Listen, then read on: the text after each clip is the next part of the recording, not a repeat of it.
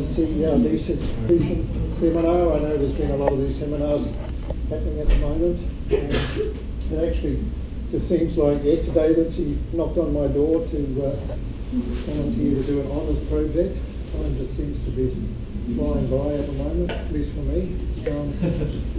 She did a really nice project for her honours on competition in reef fishes, and she was quite keen to carry on with that topic, but to adapt it more to how these kind of interactions play out in a changing environment that we're seeing out there. And right on cue, when she started, we had a big crown of thorns outbreak up in PNG, which kind of set the course for her project. She had a little bit of a diversion into trying to work out the best way to kill cots, which I think she did, but then back onto the PhD, and she's trying now to madly write that up and get it ready before ICRS and finish things off. All right. Well, thanks everyone for coming and listening to me talk about how habitat degradation affects competition for resources in coral reef fish. And if we start broad, so complex ecosystems like rainforests and coral reefs really support an amazing biodiversity of species.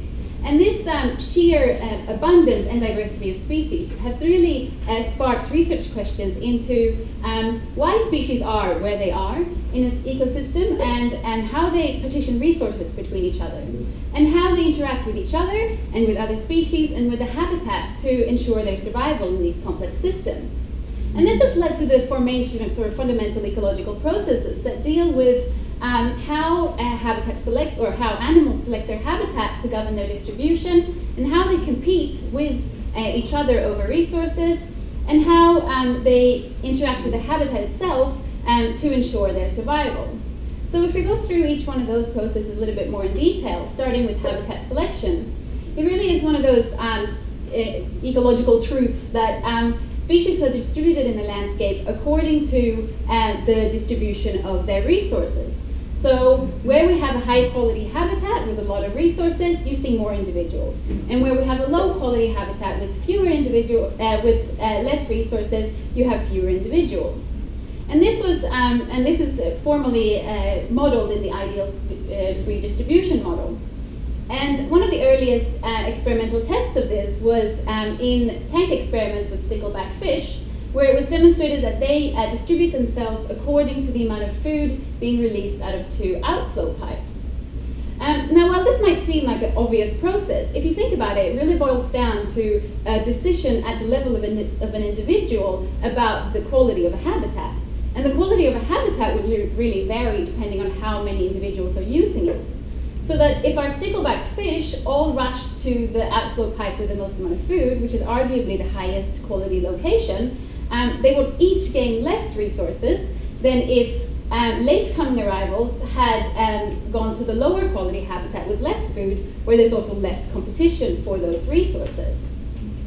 And this decision-making process is called density-dependent habitat selection. And in theory, it results in species gaining equal access to resources in a landscape with patchy distribution of resources of different quality. But if you think about it, it requires, or it assumes, some level of understanding of what the quality of a habitat is. And for some species, like birds and these stickleback fish, they can rely on prior knowledge or memory of what the quality of a habitat is. But many species use cues to remotely assess the quality of a habitat.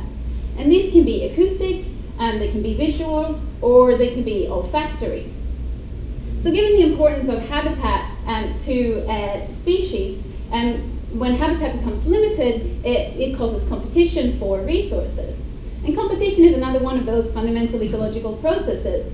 And it's really defined as an interaction between individuals over a finite resource, where one participant is negatively impacted. And it's one of the most commonly demonstrated mechanisms of density dependence, which is when a demographic rate varies with the size of the population. And it's one of the key underlying mechanisms in population regulation. In fact, it's competition over resources that sets a carrying capacity in population growth models. It also governs the distribution of species because the outcome of competition is often asymmetrical, where one species will gain greater access, or the dominant species gains access to more resources than a subordinate competitor. And so competition can govern how much access species get to resources by restricting access to habitat. And one of the common uses of habitat is to be used as a shelter from predators. And this can be through actually physically hiding amongst the habitat itself, or it can be used as a camouflage. Now, to successfully use habitat to escape predators, it relies on it relies on there being a habitat there to hide in to begin with, but also two specific cues. And the first is that the animal detects the threat accurately, and then that it responds, that it elicits a behavioral response to that threat. So, given the importance of habitat and resources in all of these processes, it's easy to see that the loss of habitat would affect each one of these processes. And landscape modification and land use due to sustain the human population have really caused a significant decline in habitats around the world. In particular, hotspots of biodiversity around the globe have lost the majority of its primary habitat. And this really leads to further species loss, as species that are reliant on the resources provided by habitat also start to decline. In fact, the amount of habitat degradation or habitat loss in an area is consistently a reliable predictor of how many threatened species you will find in that area. And the fundamental impact of habitat loss on species is really because it alters the access to resources and then influences these ecological processes like competition. So if we have a habitat that provides crucial resources like shelter, food, or suitable site for reproduction, and that habitat starts to decline, you can see that there will be increased competition between species for those resources, and it may lead to some species being displaced. And this displacement has been shown to lead to a crowding effect, where if there's remnant live habitat, displaced individuals crowd into this remnant live habitat. And the way that this works is if we have an imaginary population of animals, density on the y-axis over time on the x-axis, and a imaginary habitat, so this could be an entire rainforest or an individual tree within that rainforest. If that habitat underwent a disturbance, you would expect the density within the remnant live habitat to look a little bit like this if it was conforming to the crowding hypothesis. So first, the density is at whatever level can be sustained by the environment. Then we introduce a disturbance, in this case a 50% loss in live habitat, and densities then increase as displaced individuals crowd into remnant live habitat. Then, after some time, the densities will then go back to whatever level can be sustained by this new environment, and this is mediated by competition for resources at those high density situations. If we had a control patch that wasn't under any disturbance, we would expect that to be unchanged over time. So if competition over resources can change the distribution and induce competition in species, you would think that it would also be able to affect the ideal distribution, right? Surprisingly, very few studies have actually looked at that apart from modeling studies. So we don't really know how ideal free distribution or density-dependent habitat selection is affected by habitat degradation. But that distribution really is underpinned by that behavioral decision of habitat selection. And we do know that habitat selection can be impacted by habitat degradation. And one of the key ways this happens is that the cue between that animals use to assess the quality of a habitat and the actual quality of the habitat itself is disrupted. So for example, if we take this bird that really likes a varied landscape because it increases the chances of survival of their chicks, if we have a habitat disturbance that increases the amount of edge habitat, which is also a varied landscape, the bird is fooled into recruiting or laying their eggs in this new habitat, and this is actually maladaptive because edge habitats are known to have more predators and higher amounts of interspecific parasites. So this type of process is called an ecological trap, and it relates specifically to habitat selection and maladaptive behavior. However, it's likely that habitat degradation will also affect other behaviors in relation to habitat and not just the selection of habitat. So this idea of ecological traps has been expanded into a concept called evolutionary traps, which really encompasses any behavior that used to be adaptive but is now maladaptive due to human modifications of landscapes. This is one sort of comical example of these poor beetles that mistake brown beer bottles for females and attempt to mate with them, which obviously has limited reproductive success. Given the importance of habitat in providing shelter to species, you would sort of expect that sheltering behaviors could also be affected by habitat degradation. But we know relatively little on how sheltering behavior is affected by habitat degradation in prey species. So coral reefs, as we all know, are not immune to habitat disturbances. So overfishing and declining water quality and, of course, climate change have really resulted in a global decline in live coral. And it's estimated that somewhere around 20% of living coral on reefs around the world has been lost. And recently, of course, there's been a large crown of thorns outbreak around the Indo-Pacific and the currently ongoing bleaching event. And some unlucky reefs, like many parts of the Great Barrier Reef, have been hit by both of those two disturbances in really close succession. And what's unique about those disturbances is that, unlike a physical disturbance where the structure of the coral skeleton degrades, these biological disturbances leave the coral skeleton intact while the coral is dead. And while the outcome is the same, we've gone from a living to a dead reef, this really provides an excellent setting to test some of these ecological processes and how they're affected by habitat degradation. So by now it's fairly well described that coral loss leads to reef fish declines. And if we look at an example here from Kimby Bay, we can see percent coral cover in the top panel and compared to species richness in the bottom panel, and both of those decline in similar patterns over time. So while we know that it's well documented by now that coral decline leads to reef fish decline, we don't really understand why that happens. We don't really understand the mechanisms. We do know that many reef fish have a very close association with live coral, so that the distribution of live coral really governs the distribution of the fish. And here's an example from one of my previous studies, just showing the density of this common reef fish on the y-axis against the percent acropora, which is its preferred coral taxa, on the x-axis.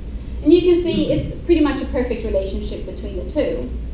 And we also found that aggregations within of that species also increased in density with increasing coral cover. Presumably this is because a higher quality habitat can just support more individuals per square meter.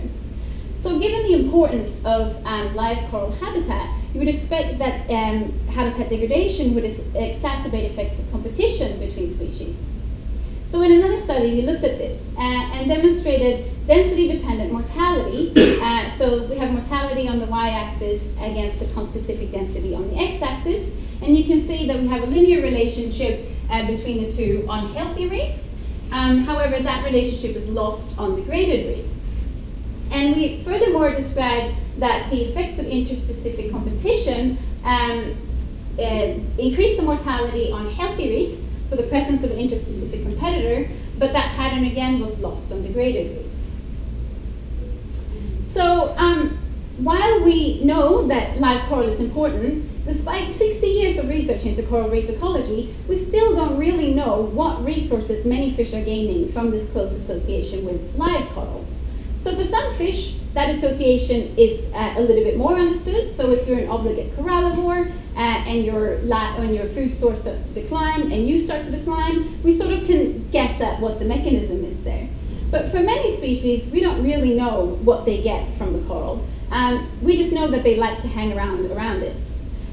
Many fish shelter amongst the branches. So the sort of common theory is that it's the decline of that shelter space between the branches that leaves them vulnerable to predators, and that's the mechanism for their decline. But a lot of recent studies have suggested that there are other things the fish are getting from the corals other than just shelter space. And recent studies have demonstrated that the loss of live coral affects behavioral decisions in reef fish that can negatively impact their survival. So increases in temperature, changes in sediment loads, and changes in acidity of the water has been shown to disrupt key decision making involving habitat selection and predatory avoidance. And a recent study has shown that this reef fish will stop behaving appropriately to the smell of an injured conspecific or the smell of a predator just by being surrounded by dead coral. So it's clear live coral is important. We know a little bit about what those consequences, what the consequences of loss of live coral can be, but there's quite a few knowledge gaps still remaining. So first of all, looking at competition, we don't really, there's a lot of studies on competition, but we don't really have a comprehensive grasp of how important it is in structuring reef communities. Oh. Sorry. Okay, here we go. We don't really know how fish are affected by patchy disturbances, and we don't really understand how predator avoidance, if it's linked to the death of a live coral or a decline in shelter space. Finally, while we have a lot of experimental evidence on how degradation affects reef fish, we don't really have many studies that look at how distributions and habitat use change during an ongoing degradation event. So each one of my chapters in my PhD aim to fill each one of those knowledge gaps. So the first chapter is a review looking at synthesizing the current knowledge on competition in reef fish. The second chapter evaluates effects of crowding in habitat-associated fish. The third chapter investigates how sheltering behavior is affected by the loss in both live coral and shelter space. And the fourth chapter looks at density-dependent habitat selection in an ongoing degradation event. So my study site was Kimby Bay, Papua New Guinea. And if anyone, I hope no one does, but if anyone remembers my confirmation seminar and has been waiting with bated breath to find out any answers to the questions I posed then, you're going to be disappointed because basically my PhD changed quite a lot because in my first field trip to PNG, I noticed a larger than normal amount of crown of thorn starfish. And this is one of my permanent study sites, and you can see here, it's so hard to see, but there's like 5 or 6 crown of thorn starfish and some damage.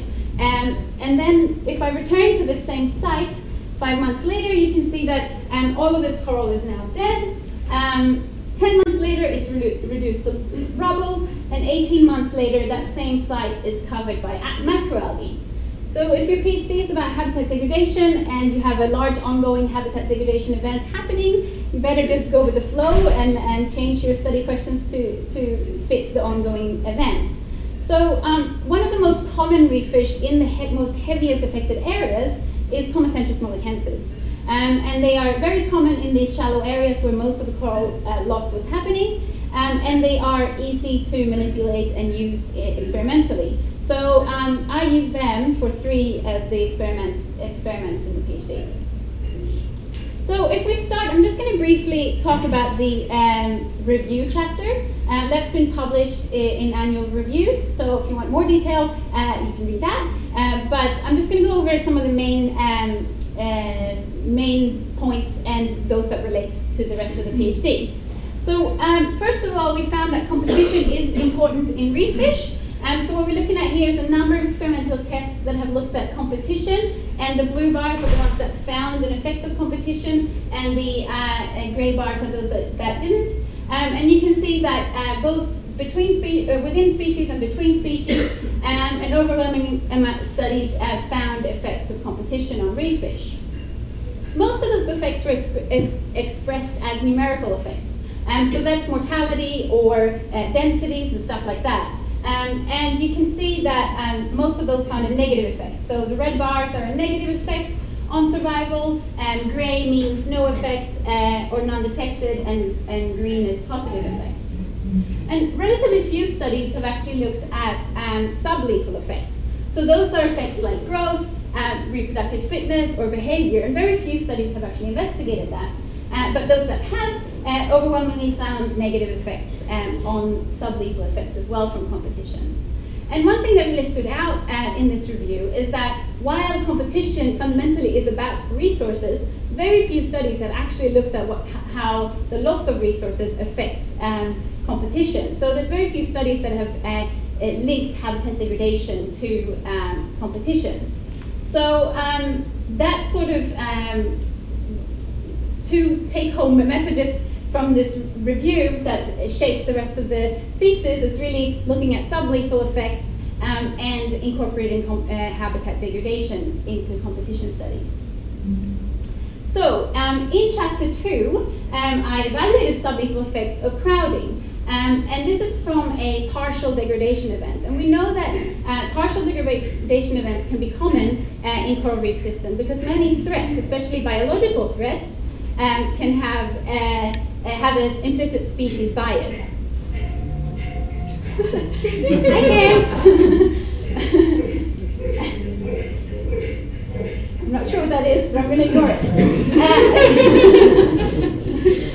So we know from terrestrial systems that that thing drives the whole thing too. Don't turn on the camera, whatever you do. So we know from terrestrial systems that crowding, partial degradation can lead to crowding into remnant live habitats. So for this experiment, I really wanted to see whether that happened on a coral reef. So whether partial degradation led to crowding into remnant live coral and whether this was temporary. And then I wanted to take it one step further and see whether I could find sublethal effects, so behaviors or fitness effects of this. So to do this, I located 30 Corynebos coral colonies, placed a cage on 20 of them, and allowed crown of thorns to eat about 60% of the live coral. And these coral colonies all had resident aggregations of Comacentris mollikensis, so I monitored them for 17 weeks.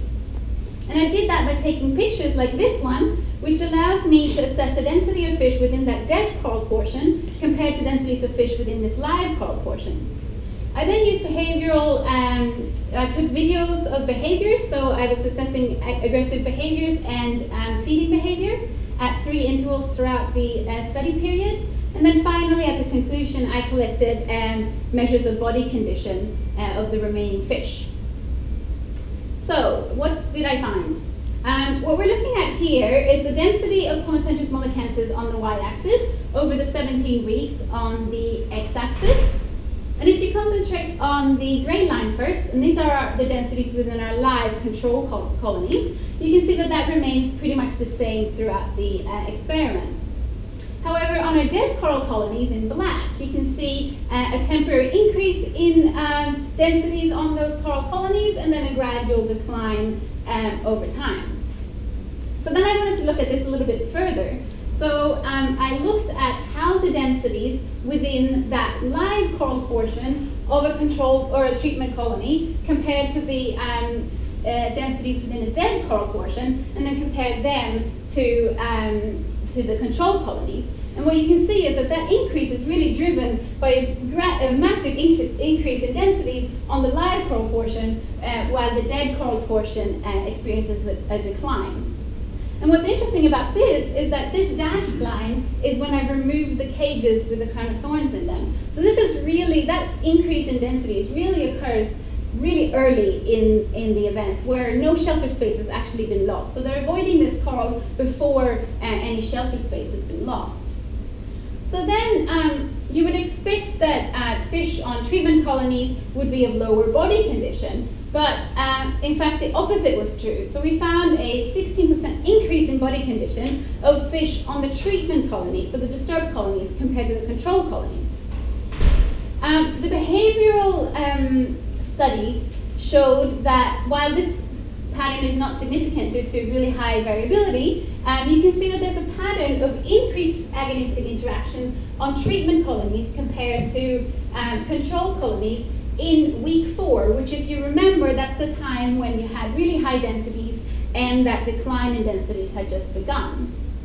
So then I looked at feeding behavior and found something quite unexpected. So the fish were taking, so what we're looking at here is bites per capita per minute per fish on the dead portion of coral colonies compared to the live coral portion of the same coral colony and compared to the control coral colonies in gray. And you can see that they are taking a large amount of bites on that dead coral colony right from the beginning of the disturbance event. So what this suggests to me is that these fish are benefiting by having access to two resources. They have a new novel food source in that dead habitat, but they have access to adequate shelter within the branches. So just to sum up this first chapter, I described a crowding effect, and this is the first time that the crowding effect has been described in a marine environment, but that this, due to a strong preference for live coral, but that this was temporary, probably mediated by high levels of aggression at those high density situations. Surprisingly, this resulted in an increased body condition of fish on treatment colonies, probably due to opportunistic feeding of an abundant food source while still having adequate access to shelter nearby. And I pointed out that it was surprising that these changes occurred so quickly while in the experiment when I hadn't seen any changes in shelter space. So chapter 3 really digs into this part of the study and looks at how sheltering behavior is affected by a gradually degrading coral colony, because in the previous example those were pretty benign situations, and I wanted to see whether this would persist when the fish were actually being startled. So really investigating that link between behavior, the loss of shelter, and the loss of living coral tissue. So to do that, I conducted a startle experiment where I took Cornbow's Acropora coral colonies. I collected 6 fish per trial event, Molokensis per trial event, placed them inside of a cage with a scary startle device in it, and then I used video recordings of where the fish were immediately prior and immediately after the disturbance. After that first set of trials, I placed a subset of coral colonies in a cage with large amounts of crown of thorns in it and let them eat all the coral colonies. And then I conducted these trials for 7 weeks. The coral colonies were placed in a shallow location on the reef, which allows them to accumulate algae and settling invertebrates and gradually degrade over time. So just to give you an example of what happened to the coral colonies. They started out nice and alive, then they were eaten by crown of thorns, then algae started accumulating, and within the conclusion of the experiment, they were quite degraded. So just to give you an example of how one of those trials looks like, here you can see a control colony with 6 fish on it, and here comes the scary device in slow motion. And you can see that all those fish are retreating inside the branches of that control colony. How did that behavior persist through time? Well, what we're looking at here is the average proportion of fish seeking shelter on the y-axis over the 7 trial weeks on the x-axis. And we are comparing the behavior between live coral colonies and the treatment colonies in black. So this particular figure shows the fish that sheltered between the branches of the coral colony. So if we start at the first week when both colonies are alive, you can see there's no difference in the number of fish that are sheltering amongst the branches. At week 0, which is when the coral colony had just been eaten, you can see that less than 50% are now choosing to shelter amongst the branches. And then over time, as the colony degrades, less and less fish are sheltering amongst the branches until none of them actually choose to shelter on this heavily degraded reef or colony.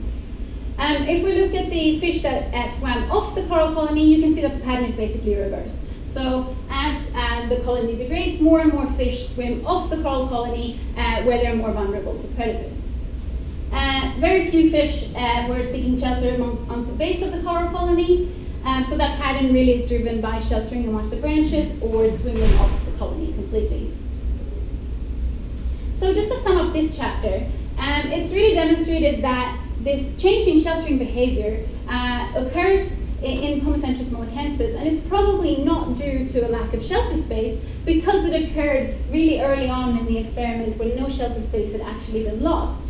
And I hypothesize that this is due to a disruption of that link between what the fish use to assess whether this is a good habitat to hide in, so that link is lost. So even though at least initially there is space for them to hide, they're not getting the link to suggest, or the cue to suggest that it is a suitable place to hide.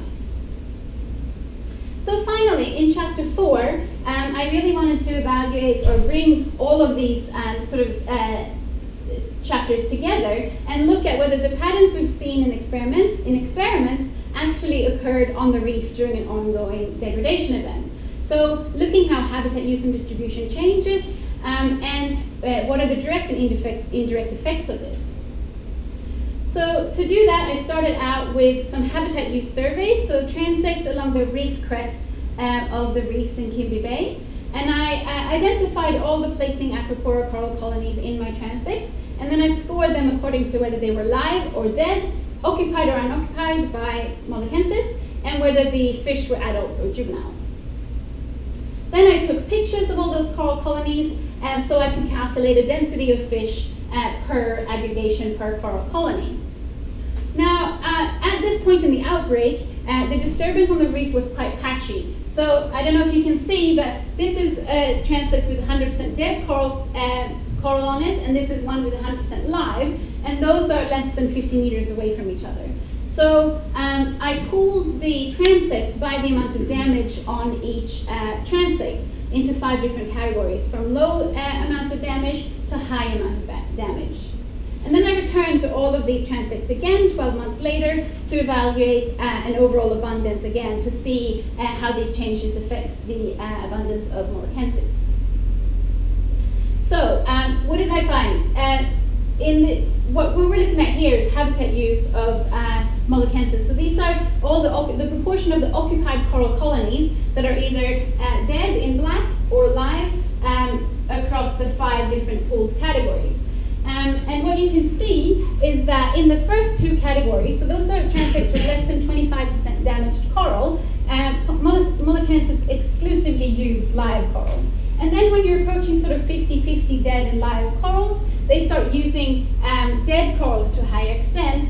And then in the really degraded reefs, they actually use dead coral to a higher extent than they use live coral. So if we look at the density, so this is the average density within an aggregation on each one of those coral colonies on the y-axis over the same categories on the x-axis, you can see that there's an increased density within each one of those aggregations on as the amount of damage on the reef increases until if you compare the healthiest transects to the most degraded transects, the average density doubles within aggregations. So what I think this suggests is that these fish are being crowding into remnant live habitat, and that these crowded conditions force individuals to start using a suboptimal or dead habitat. Now, if we look at how juveniles are affected by this, I looked at how, so this is all the recruits in my data set, and whether they were on dead or on live coral, and whether there was an adult present or the adults were absent. And while you can see that they prefer live coral in both of those scenarios, there's an interaction with the presence of an adult, so that the presence of an adult actually pushes them to use dead coral to a higher extent. And if we break that apart and look at reefs that are less than 50% dead coral compared to reefs that are more than 50% dead coral, you can see that that pattern is entirely driven by those degraded reefs. On healthier reefs, the fish, the juveniles, recruit only to live coral, while on the degraded reefs, they use, if there's an adult present, they actually use dead coral to a higher extent than they use live coral. And finally, what did this all amount to? Well, when I returned 12 months later, there was a 38% drop in the average density of Pomocentris molucensis on these reefs following the degradation event. So then I wanted to see whether the patterns I'd seen on the reef could actually be explained by density-dependent habitat selection. So I conducted a choice experiment where a recruit or a juvenile Comocentris monatensis was allowed to choose between two coral colonies, one established coral colony and one alternate coral colony. And the established coral colony would have a varying amount of sized densities of aggregations of monatensis on them, while the alternate colony was either live or dead. So what I wanted to test was whether I could get whether there would be a density point when these juvenile recruits would choose the alternate coral colony over the established coral colony. And what I found was, I'm just going to walk you through this figure. What we're looking at here is the outcome of all these trials, and the data points on the bottom and the top represent the outcomes, and the size of the data point represents how many trials had that specific outcome. So outcome 0 is if they've chosen the established coral colony, and outcome 1 at the top is if they've chosen the alternate coral colony. And the identity of that coral colony could either be live, and that's represented by the dashed line, or dead, and that's represented by the solid line. So you can see that as the densities on the established coral colony increases, more and more fish start choosing that alternate coral colony. So that's really demonstrating density-dependent habitat selection. But you can see that there's quite a lot of overlap in between these two models, and so the bands around them are the confidence intervals around the model predictions. So there's actually no difference. They're not making any difference in the between live or dead coral colonies. So what does this all mean? So in chapter 1, chapter 1 really demonstrated that competition is important in reef fish, but we know a lot about the numerical effects of competition, and we know relatively little about sublethal effects of competition. And in particular, we don't know much about how habitat degradation interacts with competition. So in chapter 2, I conducted a large-scale experiment and demonstrated the crowding hypothesis. And a surprising outcome was that the fish on treatment colonies were actually healthier than fish on degraded coral colonies. And I suggest that this is due to a complementary edge effect, where these fish are benefiting from having access to two adjacent resources of different qualities, where one provides a novel food source and the other provides adequate shelter. But I pointed out that this happened really early on, when no shelter space had actually been lost in the branches. So I wanted to test whether this avoidance behavior was due to the sheltering space declining, or whether it's due to the live coral itself. So chapter 3 really investigates that further, and looks at whether this avoidance actually persists throughout a startling event. So we found that the fish stop sheltering almost immediately amongst the branches, and instead swim off into the water column, where they are much more vulnerable to predators. I suggest that this is due to a lost association with the habitat, where they're no longer receiving that cue, suggesting that this is an appropriate habitat to hide in. And chapter 4 really brings all of this together and investigates whether the crowding scenario we found in chapter 2 actually occurs in a reef environment during an ongoing real degradation event. And we described that there were increased densities and crowding into remnant live habitat, and that this crowding caused adults to start using a suboptimal habitat in dead corals. And an unexpected side effect of this is that this presence of adults on dead coral colonies fooled juveniles into recruiting into a suboptimal habitat, because usually recruiting to an adult is an adaptive behavior because they indicate the presence of a high quality habitat. But we also know that they're probably not going to survive on there because chapter 3 has showed us that they stopped sheltering appropriately to any threats, and they're probably not going to have access to live coral like the fish in chapter 2 to hide in. So finally, the behavioral experiment really demonstrated that this fish does engage in density-dependent habitat selection, and that they don't make a difference between live or dead coral when there's a adult present. So to bring all of this together, this thesis has really demonstrated how complex responses are to in reef fish to habitat degradation. and highlight the importance of living coral tissue and not just the structure that the coral provides.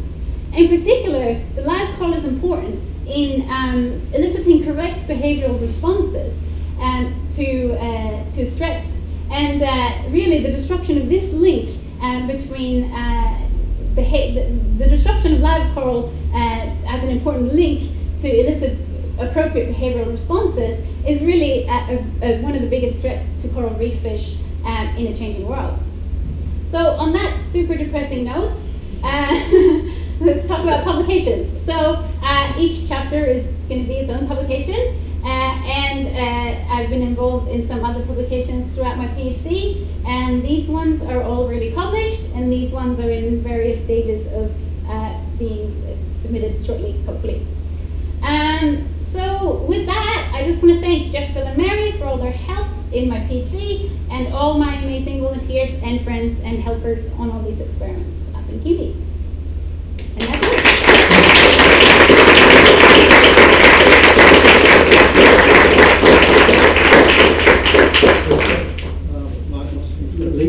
Lisa, wonderful series of experiments. I really like it. It's really nice to actually go out into the field and try and manipulate it in the field. To some extent, it's all you can do up in public. Yeah. But no, it's really good to see.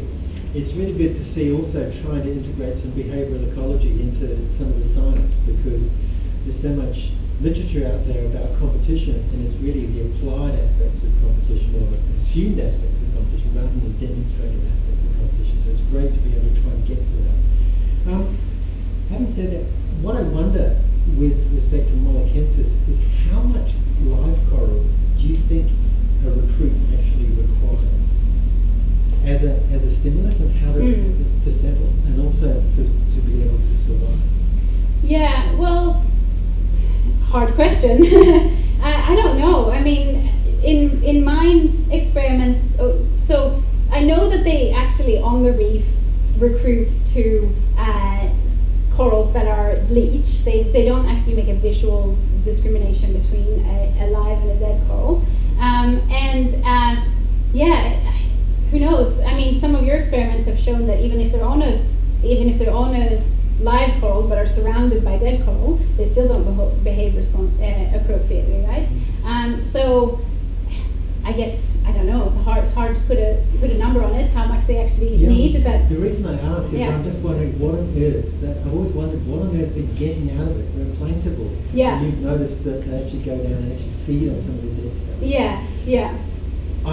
Personally, I know we've found that they actually can't use chemical alarm cues when they're on degraded reefs. Yeah. So that's probably the mechanism whereby they die fast. Yeah. But what on earth are they getting? Even when there's just a small amount of coral, they'll recruit to it. Yeah. I still don't know what on earth they get out of having that association. Why they can't live on dead stuff? Yeah, it's the $1 million question, isn't it? But I mean, I think that some of my studies suggest that it's the cue from the habitat that tells them this is a good place to hide. So, I mean, I haven't tested this explicitly, but my gut feeling is that it's probably a chemical cue of some sort from the live coral that says, hey, this is a good place to hide. So even when that scary device comes along, I mean, they can see it, right? I'm not, so they know it's there, so that cue isn't disrupted. But they're not getting the appropriate cue from the habitat saying, here's a good place to hide. So they don't see that anymore as an appropriate place to hide. Does that make sense? That's what I'm thinking. Pick that up later on. Yeah, sure. Could you go back to the end of chapter 1, where you have your crowding and your 16% bigger fish thing? Yep. I'm just trying to figure out what, with your crowding graph. So there's the red line and the green line, and not that one. This Sorry, one? at the end, the summary slide. Oh. Sorry. The summary of everything, or the summary where you have your dotted line. That thing, yeah. Yeah. So that thing, that should happen. So you should get crowding, and they should fill up the habitat. Yeah. But then, of course, the next part doesn't need any aggression to happen, right? No. So I'm wondering if it would happen anyway, even with no interactions at all between these fish. I'm not saying there aren't any interactions, I'm just saying you don't need to have that happen. So if there is interactions between the fish, does that select for or somehow get rid of all the small weaky fish and only big strong fish can hang around there? I don't understand whether these are whether individuals are getting bigger or whether you've just got bigger fish on your reefs. So to answer your first question, no, it doesn't have to be aggression, but something density dependent, right? So I just happened to be measuring aggression and showed higher amounts of aggression at the high density environments, but some kind of density dependent mechanism is happening there to reduce them, unless you want to go into the marginal other density dependent things that can cause density dependent mortality, like parasites or diseases or stuff like that. But probably some kind of density dependent interaction is going on there, and I just use aggression because that's what I measured. And yes, that was my initial reaction as well to that higher amount of body condition. But I actually, and there's a lot more to the study that I haven't showed, but I actually have the size distributions of all these fish as well, and they're not bigger. The size distributions are the same between control and treatment coral colonies. And you see this high level of aggression and the increased level of eating on that dead coral colonies, because they are planktivores, so supposedly they're planktivores.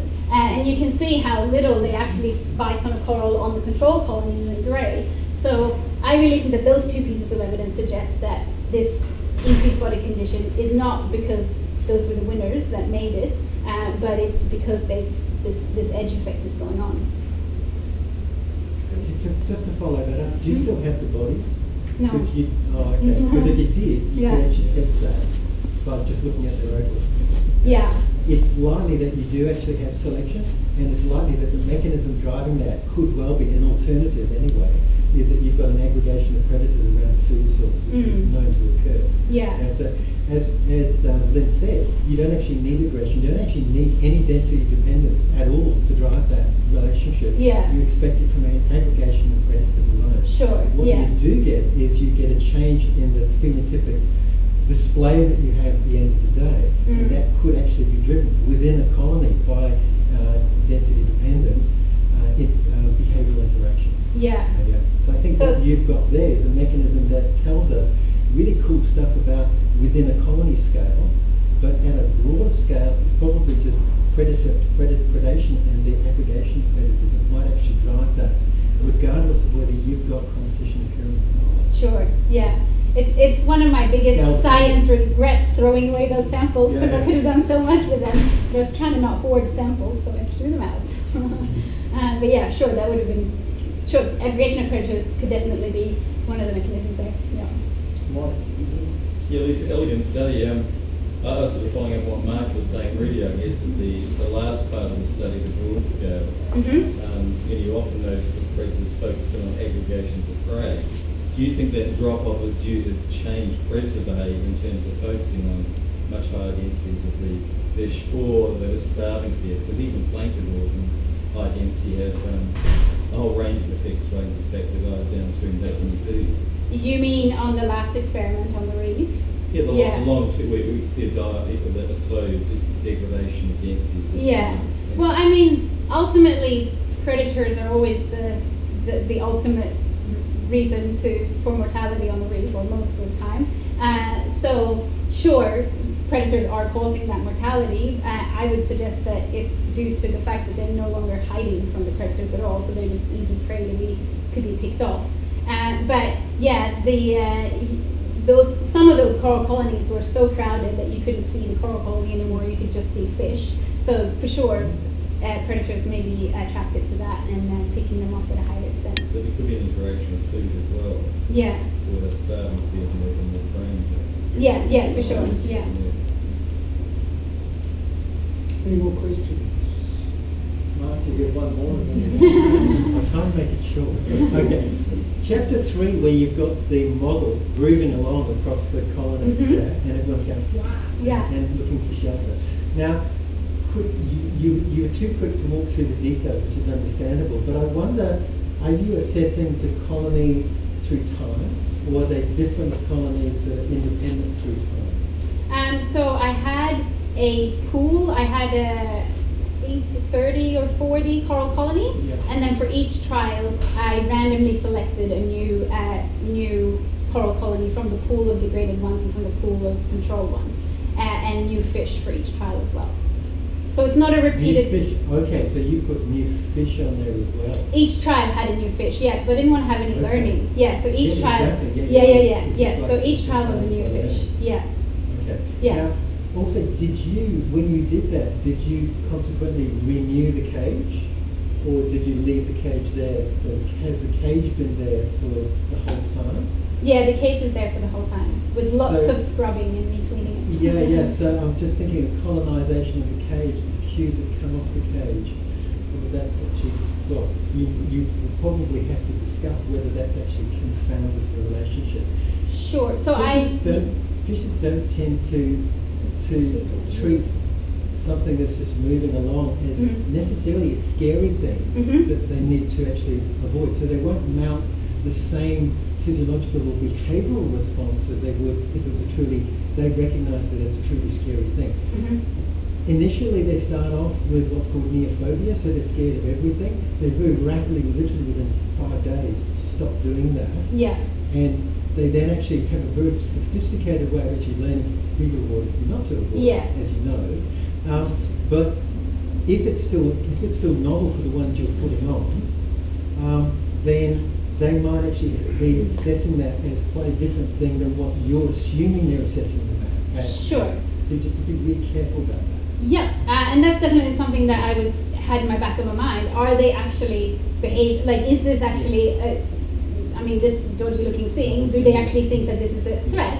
And I'm glad you asked, because because as you know, the moonras get very savvy when you're running an experiment. So I actually had moonras get into my trials quite a few times, and caught it. Obviously these trials weren't used, but they provide some pretty cool footage of behavior. So first you can see the moonras coming in, and they're all, this is obviously a control colony, and they're all hiding amongst the branches. And here's a degraded coral colony, and you can see how they're starting on that furthest distance, and they're swimming past all that suitable shelter to swim off onto the branches. And those fish actually eventually got eaten before I could get that moonras out of the cage. So this is obviously not scientific, but it sort of suggests that the patterns that I saw actually were reflective of how they would react to a predator on those colonies. Okay, we might wind it up there because we've got to run away now and finish writing a thesis.